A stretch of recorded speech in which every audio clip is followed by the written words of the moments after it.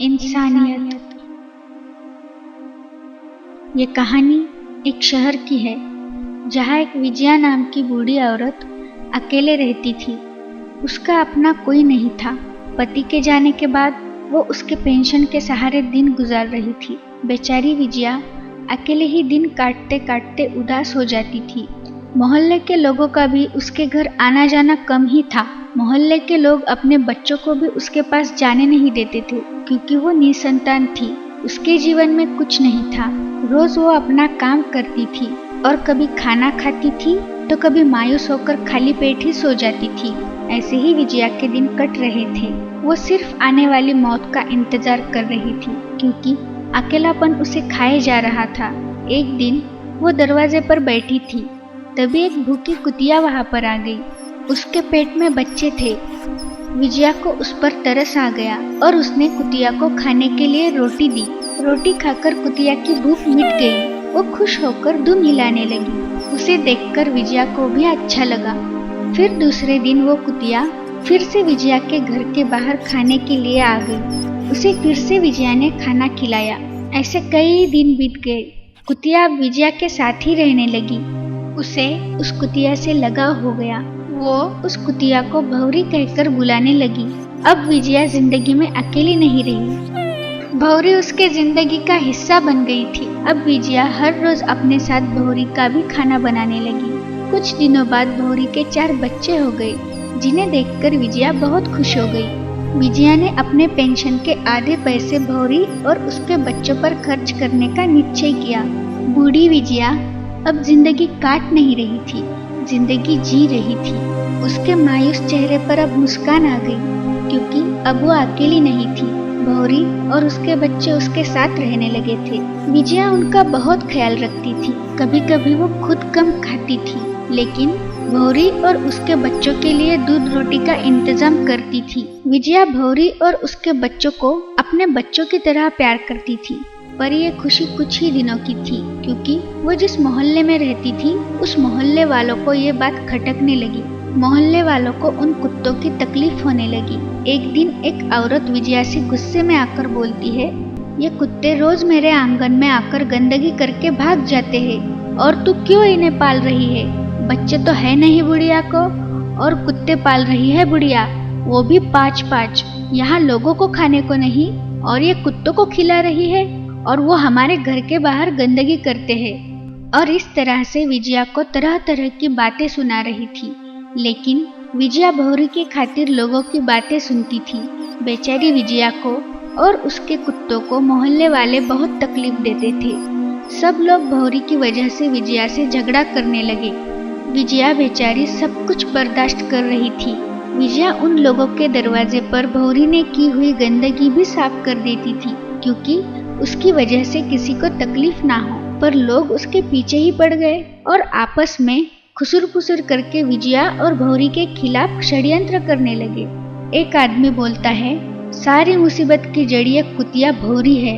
हमारे बच्चों को भी इससे खतरा हो सकता है, इसका जरूर कुछ करना पड़ेगा। फिर दूसरे ही दिन विजया बहुत परेशान हो जाती है क्योंकि भौरी बहुत देर से उसे दिखाई ही नहीं देती। शाम हो जाती है। छोटे बच्चे अपनी माँ भौरी की याद में चिल्ला रहे होते हैं। रात हो जाती है। भौरी वापस घर आती ही नहीं। विजया से उसके बच्चों की हालत देखी नहीं जाती और वो उसे ढूंढने के लिए बाहर निकल जाती है। बहुत तलाश करने के बाद भी उसे भौरी मिलती ही नहीं। वो मायूस होकर घर वापस आती है। चिल्लाते हुए भौरी के छोटे छोटे बच्चों को देखकर विजया फूट फूट कर रोने लगती है। कुछ दिन बीत गए लेकिन भौरी वापस ही नहीं आई। तो एक दिन विजया को पता चला कि मोहल्ले के ही लोगों ने म्युनिसिपैलिटी की गाड़ी बुलाई और वे लोग इन लोगों के कहने पर भौरी को उठाकर ले गए। ये बात सुनते ही विजया को बहुत दुख हुआ और बेचारी विजया फिर से अकेली हो गई। लेकिन लोगों को इस बात का जरा सा भी पछतावा नहीं हुआ। लोगों ने ना तो विजया के बारे में सोचा, न भौरी के, और ना ही उसके छोटे बच्चों के बारे में। हमारे समाज में कई लोग ऐसे भी हैं जो जानवरों को अपने जान से भी ज्यादा प्यार करते हैं, जैसे कि विजया, जो खुद के पास कुछ ना होते हुए भी उन जानवरों की देखभाल करने की पूरी नीयत रखती है। और दूसरी तरफ ऐसे लोग हैं जो उनके पास सब कुछ होते हुए भी खुद तो कभी नेक काम करने की नीयत नहीं रखते और जो कर रहा है उनकी नेकी उनके आंखों में खटकती है। एक तरफ अकेली विजया है और दूसरी तरफ पूरा मोहल्ला। अब आप ही बताओ, इसमें कौन अच्छा है और कौन बुरा? लोग जब अच्छाई को बुरा कहने लगते हैं और बुराई को अच्छा, इंसानियत तभी खत्म हो जाती है। एक विजयपुर नाम का छोटा सा गांव था। रात का समय था, सभी लोग अपने अपने घरों में सो रहे थे। तभी अचानक एक कुत्ते की जोर जोर से भौंकने की आवाज से गांव वालों की नींद खुल जाती है। कुत्ता पूरी रात भौंकता ही रहता है, लेकिन दिन भर की थकान की वजह से लोग उसे नजरअंदाज करके सो जाते हैं। फिर दूसरे दिन सुबह एक व्यक्ति दूसरे व्यक्ति को बोलता है, आज बड़ी देर हो गई तुम्हें। हाँ, रात में नींद पूरी नहीं हुई। एक पागल कुत्ते ने नींद हराम कर दी। कल रात को एक कुत्ते की वजह से घर में सबकी नींद खराब हो गई। हाँ बहन, मेरा मुन्ना भी रात भर सो नहीं पाया उस कुत्ते की वजह से। वो कुत्ता फिर दूसरे दिन सुबह गांव के सभी लोगों को भौंकता है, सबके पीछे पीछे जाता है। बच्चे तो उससे डरकर भाग जाते हैं। सारे लोग परेशान हो गए, किसी को कुछ समझ नहीं आ रहा था। अरे, यह तो हमारे ही गांव का कुत्ता है। हाँ, लेकिन रोज इतना शांत रहने वाला कुत्ता आज इतना भौंक क्यों रहा है? फिर लोग उसे खाने को देते हैं। लोगों को लगता है शायद उसे भूख लगी हो, लेकिन फिर भी वह कुत्ता भौंकता ही रहता है, कुछ खाता भी नहीं। फिर लोग अपने काम पर लग जाते हैं। कुछ देर बाद तो वह कुत्ता लोगों की चीजें छीनकर भागने लगता है, और अगर कोई उसे भगाना चाहे तो वो काटने के लिए दौड़ता है। एक औरत बाहर कपड़े सुखाती है, तभी वह कुत्ता उसे जोर जोर से भौंकता है। वह औरत डर के मारे चिल्लाती है, तो कुत्ता उसे काटने के लिए दौड़ता है। फिर कुत्ता उसकी सुखाई हुई चादर लेके भागता है।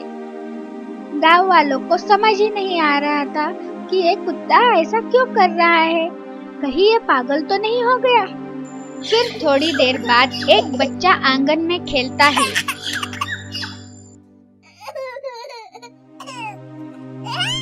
तो तभी कुत्ता आकर उसकी दूध की बोतल लेकर भाग जाता है। बच्चा डर के मारे जोर से रोने लगता है। तभी उसकी माँ घबराते हुए आती है और जाकर गांव के सरपंच जी को सारी बात बताती है। सभी लोग बोलते हैं, ये कुत्ता पागल हो गया है, काटने की कोशिश कर रहा है, चीजें लेकर भाग रहा है। सभी लोग जाकर सरपंच जी से बोलते हैं, वह कुत्ता पागल हो गया है सरपंच जी, उसकी वजह से गांव के लोगों को और छोटे बच्चों को खतरा है, उसे मार देना चाहिए। अगर सबको उस कुत्ते से खतरा है तो गांव की भलाई इसी में है कि उस कुत्ते को गांव के बाहर भगा दिया जाए। और सरपंच जी गांव के लोगों को आदेश देते हैं, जहाँ भी वह कुत्ता दिखे उसे गांव के बाहर भगा दिया जाए। सब लोग कहते हैं, जी हाँ ठीक है सरपंच जी। तभी वह कुत्ता वहाँ पर आके जोर जोर से भौंकने लगता है। गांव के कुछ लोग कुत्ते के पीछे लाठी लेकर भागते हैं। अरे, इसे मार देना ही बेहतर है, नहीं तो ये फिर से गांव में वापस आ जाएगा। हाँ हाँ ठीक है। उसका पीछा करते करते वो लोग गांव के बाहर खेतों में जा पहुँचते हैं और वो कुत्ते को बहुत मारते हैं। फिर भी कुत्ता उनके हाथ से छूटकर भागने की कोशिश करता है और कुत्ता भागते भागते एक कूड़े के ढेर के पास जाके पहुंचता है। लोग उसके पीछे उसे मारने के लिए जाते हैं। तभी एक बच्चे के रोने की आवाज आती है। लोग इधर उधर देखते हैं तो उन्हें दिखता है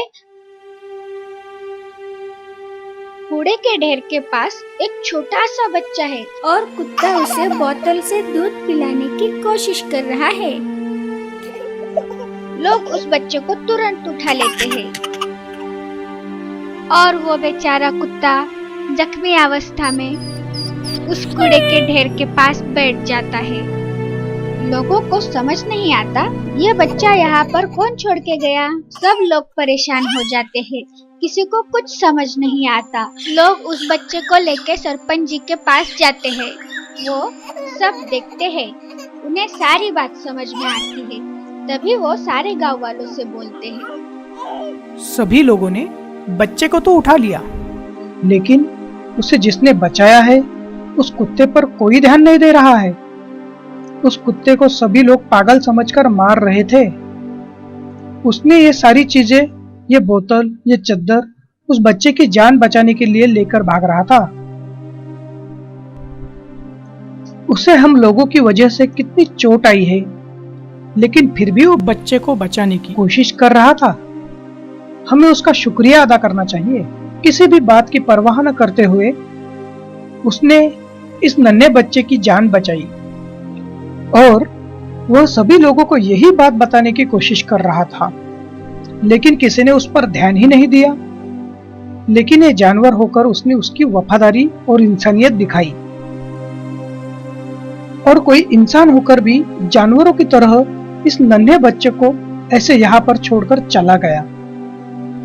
हाँ, सरपंच जी ठीक कह रहे हैं। सच में कितने वफादार होते हैं जानवर। हमें इनसे वफादारी सीखनी चाहिए। हम इंसान होकर भी इंसानियत भूल सकते हैं, लेकिन जानवर हमेशा अपनी वफादारी निभाते हैं। जानवर ही हमारे सबसे वफादार दोस्त होते हैं, इसलिए जानवरों से हमेशा प्यार करना चाहिए। दोस्तों, अगर आपको ऐसी ही कहानियाँ पसंद है तो इसे जरूर लाइक करें, अपने दोस्तों के साथ शेयर करें और अपनी राय हमें कमेंट करके बताइए। आप अगर नए हो तो प्लीज हमारे चैनल को सब्सक्राइब कीजिए। हम ऐसे ही लाएंगे आपकी फरमाइश की कहानियाँ जो दिल को छू ले।